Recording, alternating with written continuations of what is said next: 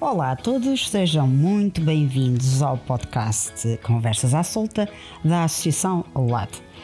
A associação é uma associação cívica que tem como um dos seus objetivos estimular discussões com profundidade na procura de soluções viáveis que conduzam a decisões mais informadas. Subscrevam o nosso canal youtube.com/ladportugal, façam um like, subscrevam, ativem o sininho e partilhem o nosso podcast. Sigam-nos também nas redes sociais, estamos no LinkedIn, estamos no Facebook, estamos no Instagram e estamos no Twitter. Falem connosco acerca do nosso projeto e façam também sugestões e comentários para o nosso e-mail podcast@associação-lad.org. Aproveitem também para visitar o nosso site associação-lad.org. Hoje temos uma convidada muito especial. Trata-se de Helena Sacadura Cabral, que dispensa qualquer apresentação. Vamos a isto. Olá Helena. Olá. Seja muito bem-vinda ao podcast Conversas à Solta. É um prazer enorme tê-la connosco. Mesmo depois das vicissitudes todas do tempo e dos trabalhos. Exatamente, mas conseguimos e é com muito gosto que vamos ter esta conversa consigo. E é também meu muito gosto, obrigada, com certeza. Muito obrigada. Olha, em primeiro lugar eu gostaria de a apresentar, para quem não a conhecer, que não deverão ser muitas pessoas, mas de qualquer maneira fazer uma pequenina apresentação sua. Corrija-me se eu disser alguma coisa errada, porque bom. Pode haver aqui algum dado que não esteja completamente correto, porque é normal, e depois vamos deixar fluir a conversa. Tá bom. Está bem? Perfeito. Ora então, o seu nome é Helena Aires Trindade de Sacadura Cabral, nasceu em Lisboa, é economista, professora, cronista e escritora. Escritora não me considero. Considera-se Considero-me escrevinhadora. Autora. Pronto. Autora. Muito bem, vamos corrigir. Eu acho que para ser escritora, primeiro tem que se ter um gabarito diferente do meu. É muito tem que modesta. escrever um romance. É muito modesta, estou a ver. Não, isto tem, esta nuance tem uma história. Uma vez numa mesa de amigos em que estava a Elisa Beltrão, a Rita Ferro, uma série de essas sim escritoras. Gosto muito de ambas. Alguém disse porque foi a Rita, a escritora é quem escreve um livro. E eu disse, tens toda a razão. Sim. Eu nunca me tinha, aliás, apresentado como escritora. Certo. Cronista era como eu me escrevia na altura. E fiquei a pensar naquilo. E um dia apresentaram-me como escritora e eu disse, não, olha, desculpe, escritora não sou. Sou autora, sou cronista, mas escritora não sou. Não, nunca escrevi um romance e a única tentativa que fiz tinha 70 personagens e quando cheguei ao fim ainda tinha 20 vivas e não sabia o que lhes havia de fazer. Portanto, tinha matado 50. Pior que uma novela mexicana. E já não sabia como havia de acasalar ou descasalar as 50 que me sobravam. Portanto, desisti de qualquer ensaio de ser escritora. Portanto, sou autora. Muito bem. Então fica feita a correção. Portanto, temos aqui connosco uma autora. Recebeu uma educação tradicionalista, sim, ao que sei, e prosseguiu estudos universitários, mesmo contra a vontade do seu pai. Mesmo contra a vontade do meu pai, sim. Mas... É irmã do diplomata Sérgio de Sacadura Cabral e sobrinha do comandante aviador Artur de Sacadura Cabral. Também tenho mais um irmão. Tem? Mais novo. Sim. Zé Sousa Afonso, que é engenheiro. Sim. E que é um irmão de quem eu gosto muito. O mais velho já morreu, infelizmente, e o mais novo é filho do segundo casamento da minha mãe. Que engraçado. Porque a minha mãe, quando casou, tinha 17 anos e o meu pai 34. Ou seja, tinha o dobro da idade dela. Portanto, a minha mãe depois voltou a casar e nasceu um irmão que faz diferença de mim de 18 anos. Imagina. É engraçado. A minha mãe, aliás, esperava tudo menos estar grávida, como calcula. Pois, mas estava. E, portanto, tenho um irmão mais novo, de quem gosto muito. Bastante mais novo. E, portanto, uma família toda desse lado. Desse lado, que se orgulha muito desse lado. Que é hoje o irmão com quem eu me dou mais, primeiro porque o outro morreu. E depois porque o meu irmão mais novo mora bastante perto de mim, mora em Caxias, muito perto do meu filho, e portanto nós gostamos muito de nos juntar. Que bom que isso portanto, digamos que se diluiu um pouco a família Sacadura Cabral e passou a vigorar a família Sousa Afonso. Engraçado. Que é do meu irmão e de que eu faço, portanto, parte eu e os meus netos e muito o meu bem, filho. Muito bem. Portanto, tenho 2 irmãos, realmente. Sim, senhora. É licenciada em Economia pelo Instituto Superior de Ciências Económicas e Financeiras da Universidade Técnica de Lisboa, o antigo, porque já mudou de nome, não é? Entretanto, foi a melhor aluna do seu curso. Fui. Com muita honra e muito garbo, e acho muito bem que o tenha. Tenho o nome em letras douradas no Instituto. Que bom. É bom levar lá a família, pelo menos a ver. Vejam lá. Nunca fiz isso, mas um dia penso. Mas eu acho que devia fazer. Nisso. Pelo menos, olha, é que a avó está aqui, olha, a avó está ali. Portanto, eu acho que sim. Ora, depois foi também a primeira mulher portuguesa a ser admitida nos quadros técnicos do Banco de Portugal. Sim, do Banco de Portugal, fui. Mas antes disso foi técnica superior no Instituto Nacional de Aviação Civil, onde esteve 15 anos. Na altura chamava-se Direção-Geral da Aviação Civil. Sim, era tudo direções gerais, não é? Não havia instituto, era quase tudo direções gerais. De um grande diretor-geral. Pois, sei que teve um grande apreço. O engenheiro Vitor Guedes, grande apreço por ele. Foi um grande diretor-geral da Aeronáutica Civil. Era um homem muito culto, casado com uma atriz, a Carmen de Louros. Então, muito bem. E eu aprendi muito com esse meu diretor-geral. E gostou muito da aviação civil? Muito da aviação, não sei, deve ser qualquer coisa. Eu acho que é genético, se calhar. Sim, genético. E foi um período muito agradável da minha carreira profissional. E viajou muito, ao que sei nessa época. Viajei imenso. Conheci as 4 partidas do mundo, menos a Austrália. Que não estava para ir também para a Austrália, mas fui ao Japão, fui à China. Maravilha. Visitei tudo isso, tínhamos reuniões. E eu ia, e é nesse sentido que eu lhe devo muito, porque passei a ver todos esses sítios pelos olhos de alguém que era um homem muito culto. Isso é ótimo. E que me chamava a atenção para determinadas coisas para que eu ficar atenta, para eu ficar atenta. Isso é fantástico. Portanto, e eu muito. Sei, agora vou fazer aqui um parênteses, que também lhe aconteceu isso com o seu marido, com o Nuno Portas. E eu também fui casada com um arquiteto e aconteceu exatamente a mesma coisa, porque não tinha... tive uma educação tradicional como a sua, e ele mostrou-me o outro lado das coisas e a outra forma de olhar para as coisas e ver. Ele foi-se embora, mas eu fiquei com o património cultural que ele me deixou. Ótimo, também, o meu foi também. Muito, portanto, deixou-me a melhor parte. O meu, entretanto, já faleceu, mas deixou-me também esse... O meu estado, enfim, num estado que... Pois... Mas uma demência gravíssima e, portanto, tenho muita pena. É horrível quando isso acontece. É a pior forma de uma pessoa poder falecer. É verdade. É não ter consciência de nada do que se passa à sua volta. Enfim. E é uma doença cada vez mais... Cada vez mais frequente. Não sei... Hoje em dia julgo que se está a estudar muito as neurociências estão a estudar muito, porque começa a ver-se, a ter-se a noção de que com a idade o processo demencial se agrava. Portanto, embora haja pessoas que, a gente vê o Adriano Moreira, por exemplo, que era uma cabeça até ao fim, e tinha 90 e tal anos. Teve ótimo. Sim, ou por exemplo o arquiteto Cisa Vieira. Nunca se sabe. É o que a vida dá ou o que a vida tira. Exatamente. Mas é verdade. Mas aprendi também muito com ele. Eu acho que é bom. Libertei-me um pouco daquela... Eu estou muito grato ao meu pai, sobretudo hoje em dia, à distância, ao tipo de educação que ele me deu. Como estou muito grato à minha mãe, pela rebeldia em relação aos valores do meu pai. Engraçado. Curioso, porque tudo o que eu fiz, que o meu pai não queria que eu fizesse, era exatamente aquilo que a minha mãe queria que eu fizesse. Muito engraçado. Portanto, tinha as costas, meias costas quentes. Estava meio amparada. Meio amparada. Isso é bom, isso é bom. Já não é mau. Se fossem os dois do contra, era mais complicado.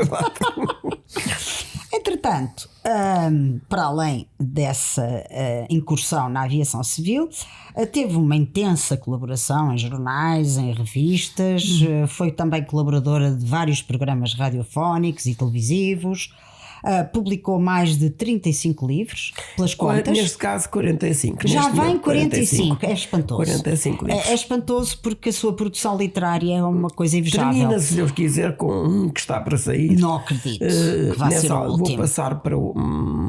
para outro registro? Sim, para outro registro. Acho que... eu sempre achei que escrever, no meu caso pelo menos, era um ato de voluntariado. Sim. Ou seja, era tentar ser suficientemente simples, suficientemente não erudita, para que as pessoas pudessem perceber, entender conceitos ditos eruditos. Compreendo perfeitamente, porque li vários dos seus livros. A economia é uma coisa muito complexa, mas é uma coisa que não é difícil de se explicar. A matemática, que eu odiava e hoje é a minha especialidade, sim. Foi preciso haver uma pessoa. Estas coisas acontecem sempre, porque nada acontece por acaso. Haver uma pessoa que me disse: não, tu foi mal ensinada. Claro. Podes gostar mais ou menos de matemática, mas a matemática tem uma explicação. Há um raciocínio matemático que a pessoa gosta ou não gosta, entende, percebe. Exatamente. E portanto também aí eu tive sorte, porque tive um professor que me fez ver a matemática de outra maneira. Pronto, lá está. E eu passei a adorar a matemática. Claro. Eu devo dizer-lhe que li há talvez um mês um livro que o meu filho me trouxe sobre a história da matemática, que são 800 folhas. Meu Deus. É o chamado calhamaço. A história da matemática é uma coisa maravilhosa. Para quem gosta de matemática deve ser uma perdição. Aliás, ele acho que referiu o livro num dos programas que fez, e de facto para mim foi que maravilha. Uma maravilha. Perceber uma raiz quadrada, perceber a razão de certas contas, a razão de certas funções, certos conceitos tornaram-se muito mais claros, muito mais evidentes. Que engraçado. Mas enfim, isto é tudo engraçado. Currículo. Conforme também já dissemos, é divorciada de Nuno Portas, arquiteto, com quem casou em 1957. Em Fátima. Exatamente, na Basílica de Fátima, e de quem se separou em 68, e de quem teve 2 filhos, o Miguel e o Paulo. Certo. Tem também 2 netos. Tenho também 2 netos do Miguel. Muito bem. Agora, as minhas perguntas, que são muito difíceis, que me imagina, porque é uma mulher tão rica, tão multifacetada, que acaba por ser difícil encontrar um caminho para a conversa, mas a conversa irá por onde a Helena quiser. Somos 2 Helenas, por onde as Helenas quiserem, mas quem manda é a minha cara convidada. De tudo o que eu tenho lido e do que a conheço, já há muitos anos, porque era sua leitora desde a máxima, enfim, tudo isso, o amor domina a sua vida. Dominou e domina a sua vida. É a palavra que mais usa, é aquela que está mais presente. Como é que entendo o amor? Eu sei que o amor para si tem várias formas. Para mim é um conceito muito largo, que vai desde a corporização do amor por um outro ser humano. Certo. No meu caso, nunca me aconteceu se não escolher um ser humano do outro sexo, não passava pela cabeça nenhuma. Não tenho nenhuma formação psicológica que me chame ou que me atraia para qualquer outro tipo de relação. Considero o amor da família, considero o amor dos filhos, considero o amor dos amigos, e com alguns amigos eu diria que o que tenho não é amizade, é amor, é qualquer coisa que vai para além da amizade. Já entra na partilha da intimidade. Não é a intimidade física, mas é a intimidade espiritual, que é uma coisa que eu considero muito. Portanto, é rara. É raro. Portanto, eu considero que o amor parece uma contradição, tendo-me eu divorciado, considerar o amor a coisa mais importante. E talvez considere a coisa mais importante porque pelo menos no meu caso, noutros não é com certeza, em certos países não é a única coisa em que eu fui completamente livre na minha escolha. Isso é fantástico. Pronto. Acha que não foi livre no resto? Não, foi só no amor? Em tudo o resto é o que eu fiz. Eu fui guiada profissionalmente e fiz escolhas que considerei as mais corretas. No amor dos filhos, foram os filhos que Deus me deu. Claro. Sempre os considerei como uma forma de empréstimo, nunca os considerei como uma propriedade minha. Sempre pensei que um dia deixaria de os ter e passaria a tê-los de outra forma, quer dizer, inclusive no caso do Miguel, que já morreu, está tão presente como se estivesse vivo. Deixe-me só fazer um parênteses. Eu não queria estar a falar do Miguel, mas foi a Helena que falou, porque eu não imagino que seja perder um filho. Eu tenho 3, não imagino, não consigo imaginar sequer. Passar por isso para se perceber. Exato, não consigo imaginar sequer, mas a forma como ultrapassou isso e como lidou com. Ainda foi uma forma de amor por ele. Acredito porque que o último pedido que ele me fez, ele morreu-me nos braços, portanto, o último pedido que ele me fez foi que eu não, depois dele morrer, eu não deixasse de fazer a minha vida exatamente como se ele estivesse vivo. Isso é amor. E portanto que continuasse com as minhas obrigações pessoais e profissionais e que fizesse isso em nome dele, fizesse isso, tivesse pensasse que quando me custasse fazer alguma coisa que o fazia porque isso lhe agradaria a ele. E foi assim difícil? E foi difícil? Foi no princípio muito difícil. Pois é isso. Meu filho morreu a 24 de Abril, tinha que ter escolhido uma data a corresponder à ideologia, portanto já estava a prever. E nasceu no dia 1 de maio. E nasceu no dia 1 de maio. Portanto, eu acho muito engraçado dizer que mês de Abril e mês de Maio não, mas mês de Abril eu eliminava da minha e levava de caminho várias coisas juntas, de maneira que também não me importava muito. Não seria só o 24. Não. Levava. Já vamos falar disso. Levava várias coisas juntas e, portanto, enfim, eu no dia 1 de maio estava a fazer na feira do livro, autografar os meus livros. E o que é que sentiu nesse dia? Que ele estava ali comigo. Todo contente por estar a assinar por estar a autografar livros. Sinto diariamente. Maravilhoso. Isso é maravilhoso. Eu não minto se lhe disser que não há um dia em que eu não sinta que o meu filho, por algum motivo, está comigo. Porque se não houver isso, à noite, quando eu me deito, ele está comigo. Certo. Se não for durante o dia, à noite ele está de certeza. Portanto, se não for a vida que me traz, é o sono. É o subconsciente. É o sono que me traz. Se não for o consciente, é o subconsciente que o traz.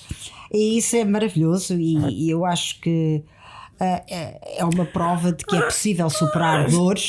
Eu acho que é uma de uma dádiva, forma inteligente. Sim. Eu sou católica, acho que é uma dádiva divina. Acho que se Deus não estivesse por detrás disto, seria muito mais difícil. Seria mais difícil. Já que falou de ser católica, também sei que se batizou por sua iniciativa aos 21 anos. Exatamente. Portanto, foi uma decisão consciente. A minha mãe adulta. houve 2 coisas que não permitiu que me fizessem. Primeiro, que me batizassem, o que disse, e com razão, que essa seria uma escolha minha, e furarem-me as orelhas. Também sei que foram aos 40. Foi exatamente. Foram os meus atos de liberdade. Aos 40 em Albufeira, com a família toda perfeitamente, começava-se a falar no vírus HIV, portanto, exato, era um perigo, era um perigo. Lá fui, e finalmente passei a usar brincos. Claro. E o sempre. Eu também sempre gosto muito. Eu também furei, a minha mãe não me furou as orelhas também, e também fui eu que as furei aos 18 anos. É engraçado. Assim o meu caso foi mais tarde. Pronto. E batizei-me com 21 e, enfim, consciente. Fui muito puxada na faculdade pelo MUD. Sim. Havia duas forças na faculdade. Eu lembro-me do MUD. Que se degladiavam. Uma era a JUC, a Juventude Universitária Católica, e o MUD, que era um movimento, não é universitário, um movimento unitário democrático, que era, digamos, a esquerda possível na altura. Qual deles era o da Capela do Rato? Qual deles era? Qual dos movimentos é que frequentava a Capela do Rato? Eu sentia-me muito atraída pelos dois movimentos, não foi fácil. Muito bem. Eu achava que no catolicismo tinha um problema, não era dotada de fé, de maneira que era um bocado complicado aceitar uma série de coisas que a razão me contestava. Está a falar dos dogmas, não é? Sim. Quando fala de fé, fala dos dogmas da Igreja Católica. Os dogmas da Igreja. Okay. E o MUD tinha coisas com as quais eu concordava e outras com as quais ele discordava. Eu sempre fui muito reativa a ter um pensamento coletivo sobre o que quer que seja. Certo. Nunca me daria pela cabeça, não me passaria nunca filiar-me num partido. Tive dois filhos que se filiaram e fizeram partidos, veja bem a contradição. É verdade. Quando o meu ex-marido se filiou no Partido Socialista, eu disse, ora, o que lhe havia de dar a esta altura da vida. Mas quer dizer, isso era tudo completamente à margem lá.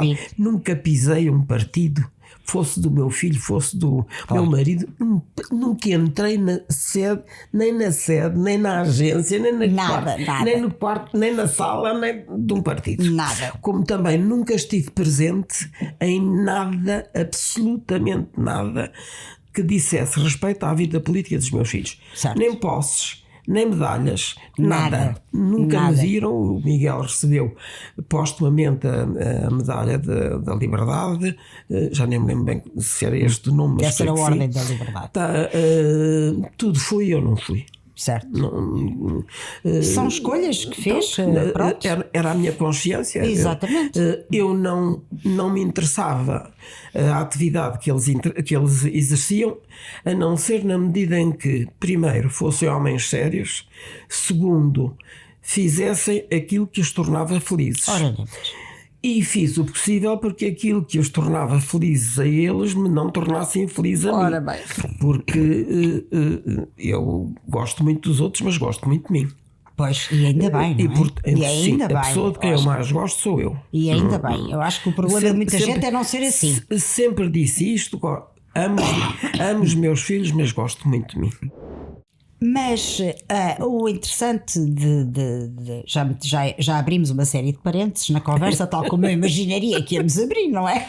Mas o engraçado é dizer-se católica, o ter-se batizado, porque se batizou por livre vontade. Esperei que o batismo fosse realmente a minha iniciação em qualquer coisa. Eu sempre tive a noção de que... Mas nunca foi praticante, não vai? Não. Vai à missa todos os domingos. E comungo e tudo. Comunga, tudo. Não tenho Mas não se diz uma mulher de fé. Não.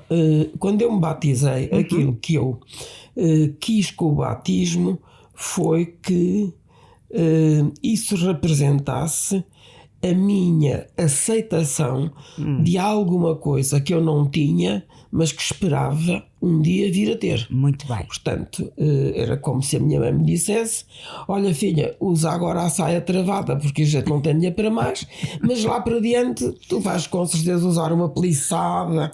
Vou. Exato. Portanto, eu queria não do verbo querer, mas do verbo crer.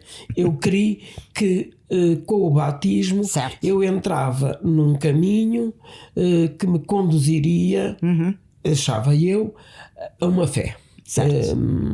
Ainda hoje, aquilo que eu peço primeiro quando me ajoelho, que é difícil, tenho um joelho um bocado a dar-me dores, mas ainda é o primeiro pensamento é que eu possa ter fé.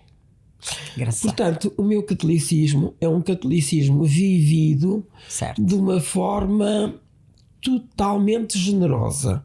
Ou seja, quando tenho que me zangar com a igreja, zango-me. Quando não concorda, não concorda. Quando não concordo, não concordo. Não tenho nenhum problema se não for à missa um domingo. Não tenho nenhum desses problemas. Nada do que seja o não cumprimento rigoroso de qualquer regra, de qualquer das normas estabelecidas, me causa qualquer problema. Certo. Porque se o não fiz é porque tive que fazer outra coisa e ponderei e considerei que a outra coisa era mais importante. Com certeza. E portanto digo lá para cima em pensamento: desculpa lá a minha mãe, desculpa lá meu pai, mas desta vez eu tenho que fazer isto e não vou. Muito bem. E pode ser perfeitamente trocado por um passeio à praia. Claro. Em que eu estou tão em comunhão com Deus como estaria numa igreja. Portanto, isto não é um catolicismo dogmático. De todo não é possível. Exatamente. Mas é um catolicismo sentido e vivido. É uma coisa acima vivida. de tudo, que eu acho que é assim que deve ser. Quero morrer crendo nisso. Crendo que irei voando para qualquer sítio onde não sabemos onde que será. Não sou nada polimórfica, não me interessa se a estátua a que eu rezo é branca, preta, amarela, cinzenta, se é um símbolo dos negros. Muitas vezes nas viagens que fiz rezei a símbolos religiosos completamente diferentes do Deus em que eu acredito. Com certeza.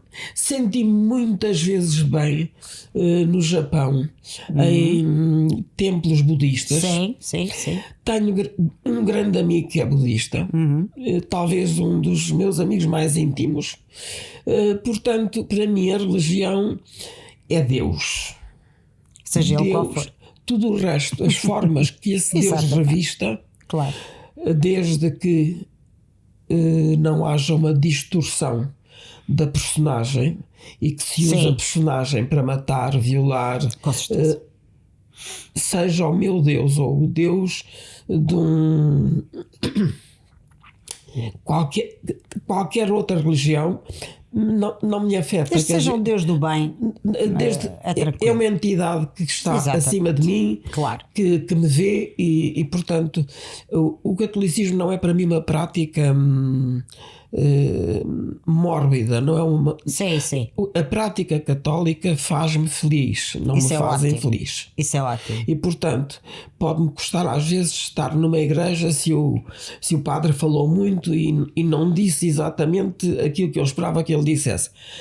É o chamado sacrifício. Pronto. A gente às vezes faz, quer dizer, quando vai visitar um doente é um sacrifício. Exatamente. Quando vai atender um velhinho, eu que sou velhinha, é um sacrifício. Portanto, eu diria que sou do coração, sou católica, apostólica, romana. Tiro da igreja o que a igreja tem de melhor, mas tenho, como tive com os meus pais, divergências. Com certeza. Os meus dois grandes papas, devo dizer-lhe, foram o Bento XVI e o Papa João XXIII. São os grandes papas da minha vida.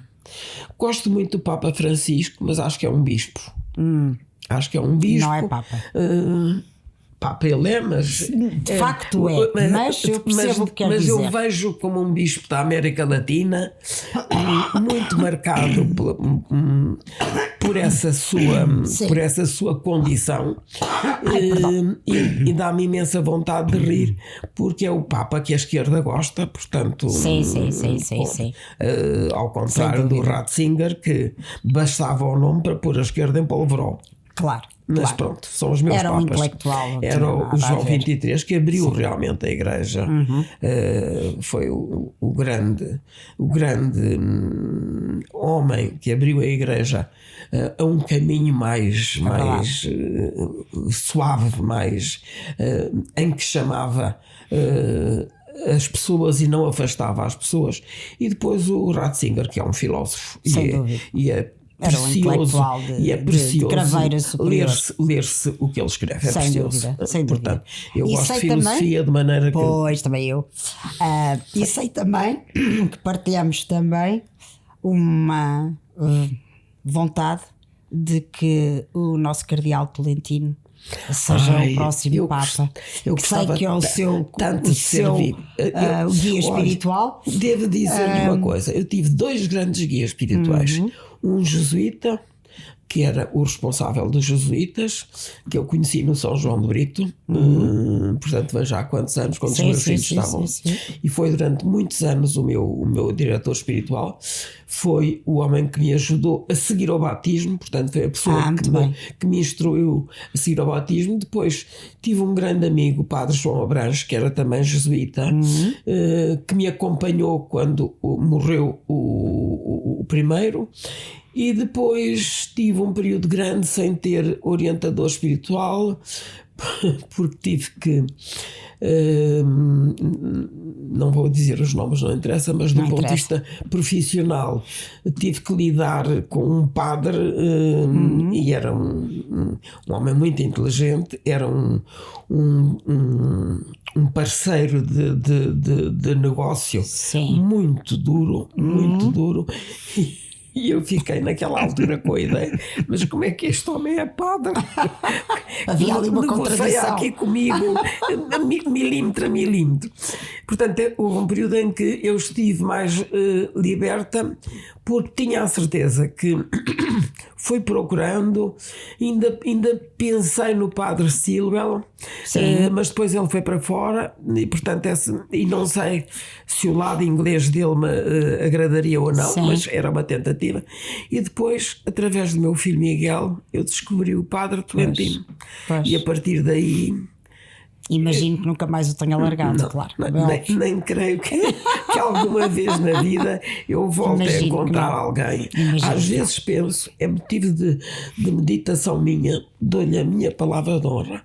Como é que uma pessoa consegue ter a cultura que aquele homem tem, a humanidade que ele tem, a disponibilidade que ele tem, e ainda tudo aquilo que ele faz, incrível, como empregado do nosso Papa. Sem dúvida. Ele hoje é praticamente o Ministro da Educação. Exatamente. Lá do Vaticano. Tem um pesadíssimo. Portanto, se isto não é uma benção divina, sem dúvida, também porque eu sou muito mal agradecida. É verdade. E agora gostava de lhe fazer uma pergunta, porque li alguma coisa ou ouvi, já não sei, foram tantas coisas sobre si. A pergunta genérica é: o que é que a vida lhe ensinou?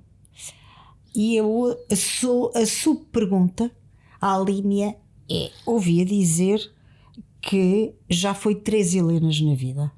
É verdade. Já houve 3 Helenas. Queria que me contasse quem foram essas Helenas. A primeira Helena foi a que teve que lutar muito para ter um curso. Trabalhei muito. Eu comecei a trabalhar aos 13 anos. Dava explicações. Por 25 tostões? 25 tostões a hora. Uma coisa ninguém sabe que é 25 tostões. Isso sei eu. Ainda me lembro muito bem daquela moedinha. Portanto, esse foi o primeiro, até aos meus 20 anos, foi a luta por ser alguém. Muito ser bem. Alguém como eu queria ser. Mas sempre foi assim determinada desde criança? Tão determinada que me divorciei. Se não fosse uma mulher divorciada, determinada, estava casada. Naquela altura estava casada. Não era fácil divorciar-se. Portanto, sempre soube, e quando não sabia, não decidia, sempre soube o caminho que queria tomar. E havia uma coisa que eu sabia, que a minha mãe incutiu em mim profundamente. Não dependas nunca de ninguém. Muito bem. E quando eu vejo meu ex-marido hoje depender de todos nós, eu não, coitado, não me pesa nada, mas se pesasse, eu estaria aí para cumprir aquilo que devia. Mas pergunto a mim própria o que é que se seguiu, o que é que foi a segunda Helena. Sim. A segunda Helena apaixonou-se pelo Nuno Portas. O Nuno Portas era o oposto do senhor que eu tinha namorado 4 anos, que era o Dr. João Salgueiro. Sim, senhor. Com quem estive para casar. E cuja perda me abalou muito. Sim. Porque acho que foi um homem muito mal aproveitado neste país. Muito mal aproveitado neste país. Muito mal aproveitado. E portanto isso dá-me pena. Quando a gente sabe que alguém tem uma cabeça brilhante, que não é uma pessoa de bem. E até pelos seus e por aqueles que pensavam da mesma forma, ele não era mediático, não era uma pessoa. Não, era muito discreto. Muito discreto. Bom, portanto, a segunda parte da minha vida foi discernir se eu queria ter família ou não queria. Muito bem. E aí pesaram muitas coisas. Pesou a minha carreira, pesou a minha, se eu teria ou não a disponibilidade para sacrificar um pouco a carreira em função dos filhos. Depois estaria disposta a partilhar a minha vida com um homem que não pensasse como eu, que tinha uma história pessoal diferente da minha. E portanto eu pensei e achei que não era fácil. Eu não me via a viver solitariamente. Achava que precisava de uma companhia. Eu era uma mulher de família. E portanto cresci num ambiente familiar muito alargado. Certo. Os primos todos, a minha avó tinha os netos sempre todos em casa. Era um turvelinho de gente naquela casa. Isso é ótimo. E portanto não me via sem família, sem netos, sem gente à minha volta. E então optou? E, portanto, optei por sim, casar. Portanto, com quem havia de casar, pois não foi com a João Salgueiro. Casei com o Nuno Portas, que conheci, e ao fim de 6 meses casei.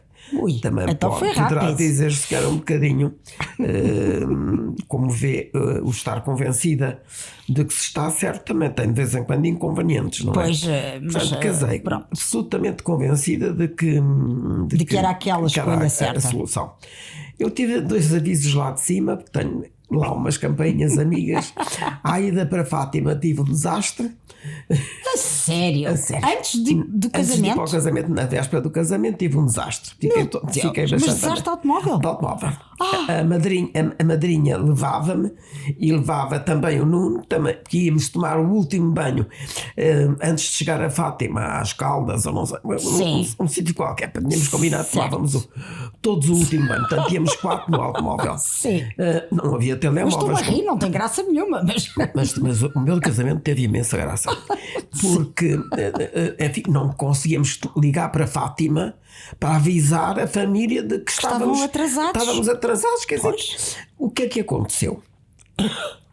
Um boi salta na boi ou uma vaca, uma coisa que tinha cornos, um bovino que enfiou com os cornos naquela grelha que os carros têm à frente. É sério? E como é que ele largava aquilo?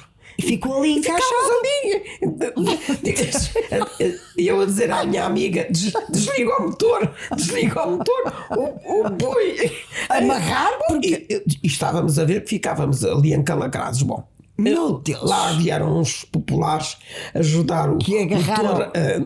E chegámos a Fátima, eram 10 horas da noite. Bom, eu devo então? dizer que a família já tinha, a minha família já tinha pensado, ela desistiu. Desistiu. Pois, mas depois, como não havia o noivo, dizia, então desistiram de casar. Pronto, já não há casamento. Agora querem ver que se resolveram juntar e que se vão embora. E que não há casamento. Puseram-se as hipóteses todas. Parecia que nós éramos dois desconhecidos. Claro. Porque qualquer coisa era possível. A minha mãe dizia, houve qualquer coisa que eles não podem avisar. Quando os conseguimos avisar, lá acalmámos aquela gente, mas não ficou por aqui. Portanto, lá me casei. Então esse foi o primeiro sinal? Foi o acidente? Lá me casei, muito bem. O meu marido tinha tirado a carta havia pouco tempo. Sim. Não era um homem dotado para guiar. Eu sempre disse, Nuno, treina um bocadinho. Estava em construção o chamado Cabo Coaxial, que ligava Lisboa ao Porto. Sim, senhor. Portanto, as obras na rota Lisboa-Porto eram mais que muitas. O dia 9 de junho, que era o dia da efeméride, chovia que Deus dava. Dizem que é abençoado. Chovia que Deus dava. Portanto, quando nós nos viemos embora, chovia. E pronto, o Nuno derrapou com o carro. O carro deu 4 voltas. Eu fui parar para sair do carro disparado. Era um Volkswagen, ficou de pernas para o ar. Era daqueles Volkswagens que era preciso pôr 25 kg de pedra ou de areia à frente porque o motor estava atrás ou porque o motor estava à frente. Era um carocha. Os carochas é que precisavam disso. Foi um carocha. Resultado, passei, portanto, a minha lua de mel no hospital. No hospital o médico não estava porque tinha ido pescar. Fazia muito bem. Portanto, ficámos à espera que o médico viesse e pronto, depois eu vim para Lisboa um bocado abananada, um bocado em estado comatoso e pronto, enfim, depois a lua de mel acabou por se fazer mais tarde, com alguma piada também. Isto foi um casamento cheio de peripécias. O meu ex-marido disse-me, tenho uma novidade, eu vou-te fazer uma surpresa. Sim. Para te compensar destas desgraças todas. Quando os arquitetos têm estas ideias, é bom, é cauteloso a gente perguntar mesmo. Tentar apurar. Então a surpresa era ir para as berlengas. Mas claro. Portanto, vomitei para lá todo o caminho, como calculo. Depois tivemos, éramos dois o casal, mas tivemos uma daquelas bichas grandes, aqueles pássaros grandes, não sei como é que se chamam. Gaivotas, não. Corvos. Gaivotas? Não é bem a gaivota, mas é como se fosse gaivota. Uma garça? Sim, que pica. Já sei. A partir da altura em que não havia luz, ela picava. Portanto, nós fomos acompanhados pelas big garças. Devia ser um conjunto durante todo o tempo que estivemos em lua de mel. Aquilo era um pouco deserto. E continua a ser. No barco iam umas 10 pessoas que lá estavam, mas não se viam. Pois. Nós também não nos víamos muito, porque aquilo era inóspito, não havia muito para onde passear. Pois. Mas o Nuno achou aquilo lindíssimo e, achou portanto, que era uma excelente ideia. Eu também achei, quer dizer, pensei para comigo, é melhor, isto não começa bem, mas é melhor eu não dar parte fraca. Pois, à vinda tornei outra vez a vomitar. Pois, claro. E depois, então, em Lisboa, finalmente na minha casa, depois de vários alcacelces e outras coisas que tomei para poder ficar bem, fiquei finalmente casada. Portanto, muito bem. Então consumou-se o casamento. Pronto, muito bem. Ora bem, e então a segunda Helena foi essa. Foi aquela que fez a opção. Exatamente. E depois a terceira mulher foi aquela que surge quando os meus filhos estavam. Eu já estava divorciada, passei a minha vida a tratar do bem-estar físico e cultural dos meus filhos. Começaram a viajar cedo. O Paulo fez toda a sua educação católica, portanto, o colégio, a escola era um colégio católico, os Castores, depois foi para o São João de Brito, acabou o São João de Brito, foi para a Católica e pronto, seguiu. O Miguel, não, quando no liceu quis ir para o Pedro Nunes. Certo. E aí desponta o ideólogo comunista Miguel Portas. Certo. Pronto. Foi aí que sim, foi no Pedro, aquilo era um viveiro. Pedro Nunes, aquilo era um viveiro. Era. E aí começou a carreira política dele. Ele com vontade de não fazer mais nada senão política, e eu cá em casa a dizer: a regra aqui em casa é ou estuda ou trabalha. Se não queres estudar, eu respeito, mas vais trabalhar. E trabalhou numa loja de automóveis, numa oficina de automóveis. Ficou a saber alguma coisa sobre, bem, sempre deve ter aprendido alguma coisa. A ciência. Pronto. E o Paulo também trabalhou, quer dizer. Pois claro. Pois claro. Eu não era rica. É assim mesmo. Não fazia marambalismos para poder ter mais dinheiro. Claro. Já me custava muito educar 2 filhos. Com certeza. E não fui muito ajudada, de maneira que. Portanto, fez muito bem. Fiz o que podia e não tenho peso na consciência. Portanto, então essa é a terceira, Helena. A terceira é a que dá o grito do Ipiranga e diz: agora é a minha vez. Muito bem. Agora os filhos estão criados, façam da sua vida o que queiram. Exatamente, eu agora vou à minha vida. No que puder ajudar, ajudo. Muito bem. No que não puder ajudar, não ajudo. Agora é a vez da Helena Sacadura. Muito bem. E pronto, e a partir daí a minha vida foi outra. Foi uma vida de assumir as minhas ideias, de passar a pensar pela minha cabeça. Que bom. Ter em conta muito poucos limites que fossem em contradição com aquilo que eu pensava, nenhum. Quer dizer, só fazia rigorosamente. Isso é fantástico. O que pensava. Isso é um luxo. E eu até penso hoje, que é um luxo. Só faço o que quero. É um luxo. Temos que pôr o microfone. Tenho um bocadinho de receio de uma coisa, que dia possa perder a razão.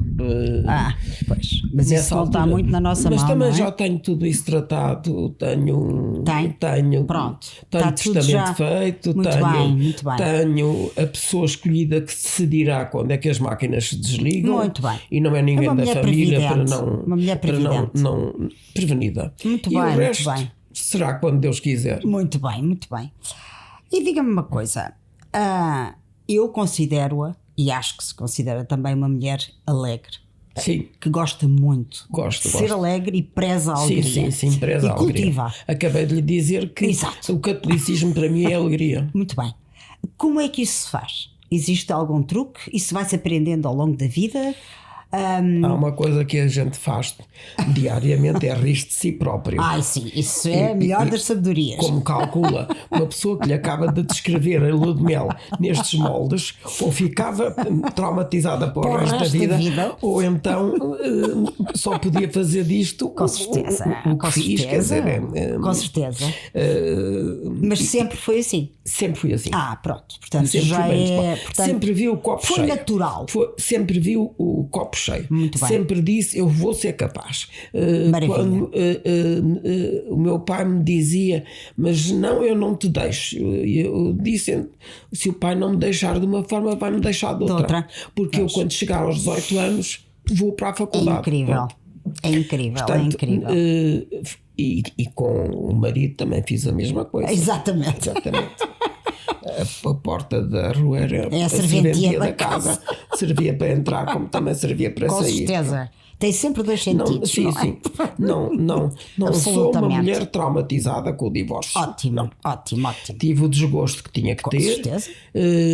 Pari as dores que tinha que parir com o desgosto, porque eu realmente gostava dele e gostava muito, mas continua a sua vida, e claro. ele tinha gostado de outra, portanto então, não valia a pena. Era uma coisa que não tinha volta. A gente não comanda ao coração. Não.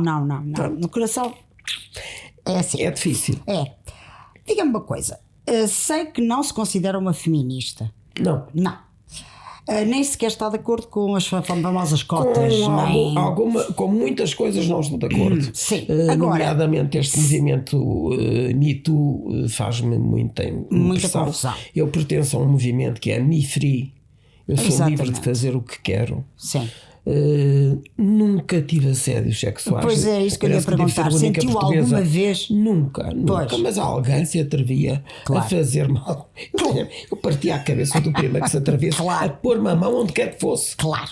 Ou a sugerir que se.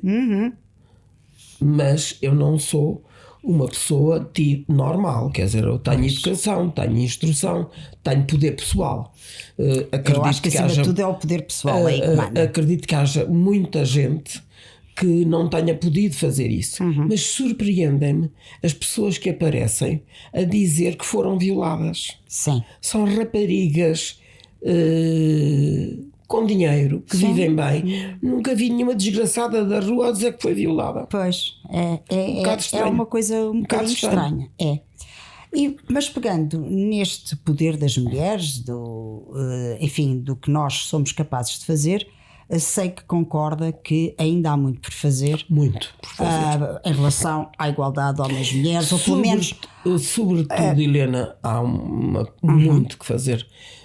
Nada disto muda se não mudar a educação. Pronto. A educação então estamos de acordo. Estamos de acordo. Não vale a pena fazer movimentos feministas e ajudam, facilitam, abrem portas, mas a base é o prazer de ser mulher e de viver esse prazer como se quer.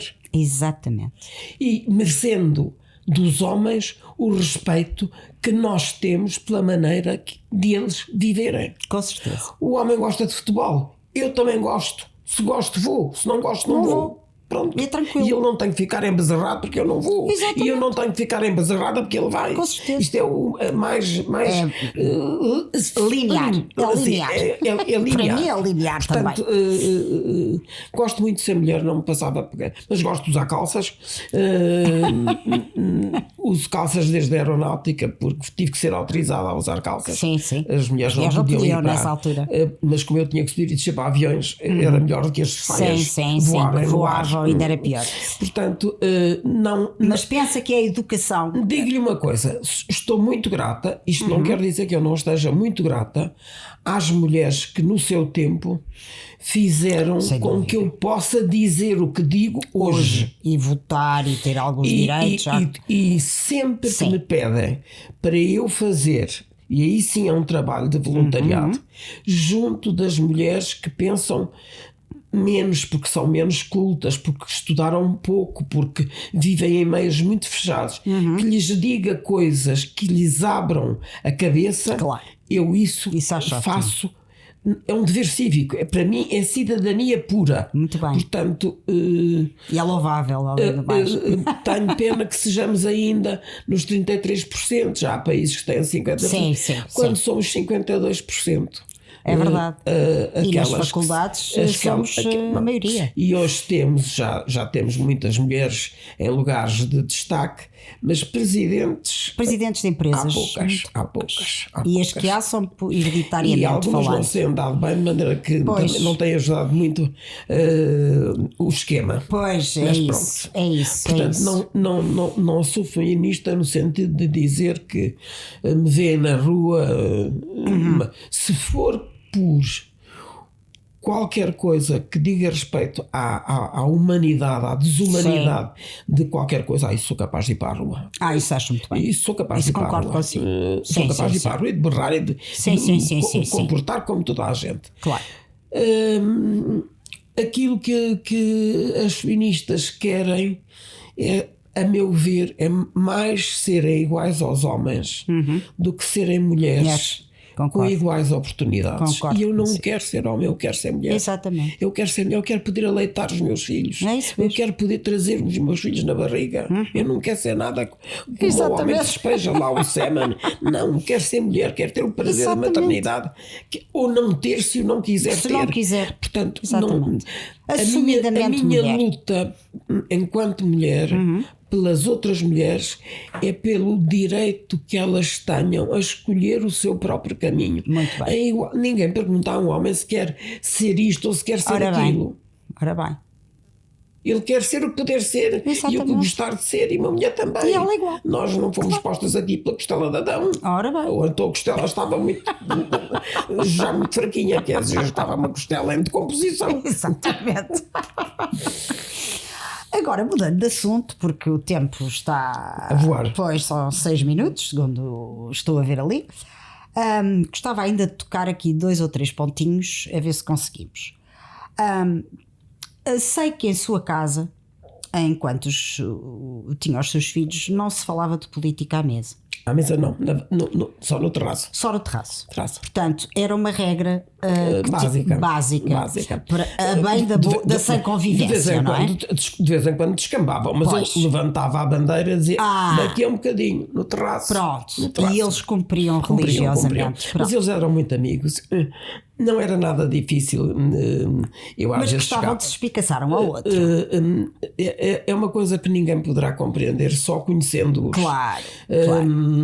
Bem fizeram os partidos para os separar, mas não foi possível. Há coisas muito mais fortes do que a política. Muito mais fortes, sem dúvida. E não digo que seja o sangue, às vezes não é o sangue, é outra coisa, é amor. Eu penso que sim, o tal amor de que falámos no início. É um amor fraternal muito forte. E isso é muito bonito. O meu filho, o Paulo, a pessoa de quem mais gostou na vida foi com certeza o irmão. Pois, isso é muito bonito. Com certeza o irmão. Muito bonito. Gosta muito de nós, do pai, da mãe, mas tem a impressão que a pessoa de quem ele mais gostou, mais, foi o irmão. A carne da sua carne foi o irmão. Acredito que sim. Diga-me uma coisa. O papel da escrita na sua vida, já falámos dos livros, mas a escrita é para si o quê? Olha, é uma catarse? Eu fiz psicanálise durante 6 anos e deveria hoje, em boa verdade, estar a fazer análise, estar eu a fazer aos outros análise. Exato. Porque o meu analista penso que seria ótimo, deixe-me que lhe diga. Penso que o meu, mas tenho agora uma outra atividade que compensa isto, que é o coaching. Sim. É ajudar as pessoas a perceberem em que é que se querem concentrar, a não se dispersarem com aquilo que não tem interesse, a não se dispersarem com coisas idiotas como redes sociais em que só se dizem baboseiras. Portanto, a fazerem mesmo que participem de uma forma correta, tentando educar ou tentando levantar temas. Eu sou capaz de aquilo que escrevo, ponho no Facebook. Sim, eu vejo. Mas não me ponho em posições na praia ou a fazer. A Helena é o que eu chamo uma influencer, sem ter que fazer poses ridículas alguns em paraísos não fiz quando tinha idílicos, não é? Não precisa. Não fiz quando tinha idade para isso, não é agora. Mas falo de uma forma muito mais inteligente, com muito conteúdo. Eu acho que não há nada que seja mais eficaz ao adversário do que o humor. Não tenha dúvidas. E o humor que provém do ridículo é tão grande que se os próprios pensassem. Concordo. É uma coisa. Uma mulher de 50 anos pode ir à televisão, é lógico, e pode ter um programa de televisão se estiver bem tratadinha e a cabecinha funcionar bem. Claro. Mas você já viu o que era? Porque me pedem muito porque é que eu não tenho um programa na televisão, porque é que eu não... Passaria pela cabeça de alguém que eu, com a idade que tenho, eu fiz isso há 2 anos por amizade na altura à autora da ideia, e disse que era 1 mês. Certo. 1 mês. Porque era a Filipa, como é que ela se chama agora? Falhou-me o nome. Que esteve na TVI, casada com não é Filipa Garnel? A Filipa Garnel. Sim. A Filipa disse-me: é uma ajuda, é 1 mês, porque é para preparar o outro programa. E eu por 1 mês fiz. Mas realmente tive a noção de que só com aquele grupo de doidos é que era possível fazer aquilo. Claro, porque também há enquadramentos onde isso. Mas, portanto, é preciso ter a noção e preparar o envelhecimento.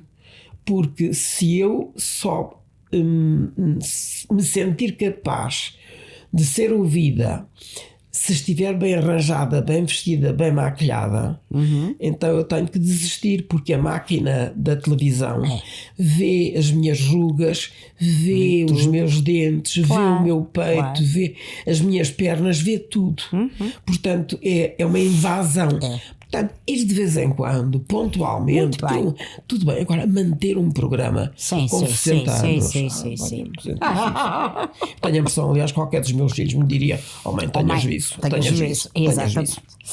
E outra coisa que eu acho muito engraçado e que tenho que saudar e acho que devemos abordar en passant, mas que não deixa de ser revelador da sua personalidade, é que é uma mulher com 88, é a sua idade, ter Twitter e ser twitteira e ter começado a falar de política. Faço tudo o que uma mulher de 30 faz. Exatamente. Rigorosamente tudo. Com a vontade. O que a minha força me permite. Exatamente. Danço. Isso acho ótimo. Não ponho mini saias, porque o meu joelhito não é a parte mais bonita que eu tenho das minhas pernas. Portanto, o resto, tudo. Quem não gostar, paciência. Exatamente, eu acho isso maravilhoso. E deve-se tão bem, nem quero saber. Deve-se tão bem. Deve ser uma ótima bailarina. Aprendi a dançar as músicas africanas e tudo. Lindamente. Meu Deus, um dia devemos de combinar. Lindamente. Lindamente. Adoro. Isso não tenho nada a ideia de que a idade priva-me de dizer certas coisas. Porque naturalmente elas deverão ser ditas por mulheres de 40 e 50 anos. Se elas não dizem, a pena, mas é um problema delas. É um problema delas. Mas gosto dessa sua liberdade completa e dessa sua assunção completa do que é e da maneira como leva a vida. E de, por exemplo, poder ir daqui para o Porto e sair em Coimbra, quer dizer, ou ir para um sítio. Claro. É um risco. Sim. Guio muito bem, mas vou pensar noutras coisas e com certeza deixa-se gosto da vida que tenho. Que bom. Faço o possível por agradecer os anos que tenho. Quando for a altura de partir, gostaria muito que o Padre Tolentino me desse a bênção. Irá dar, com certeza. Eu vejo-a abençoada. Mas deixa-me abençoada antes. E pronto, quer dizer, se me perguntar, era mulher feliz? Eu não sou mulher feliz, eu sou uma mulher que tem a noção que teve uma vida como muito poucas outras mulheres tiveram. E isso eu não posso deixar de agradecer. Claro. Tudo o que fiz de bom e de mau foi responsabilidade minha. Nunca ninguém me ouviu dizer: sou uma desgraçada, não me ajudaram, eu não tinha pensão do marido, eu não sei o quê. Não.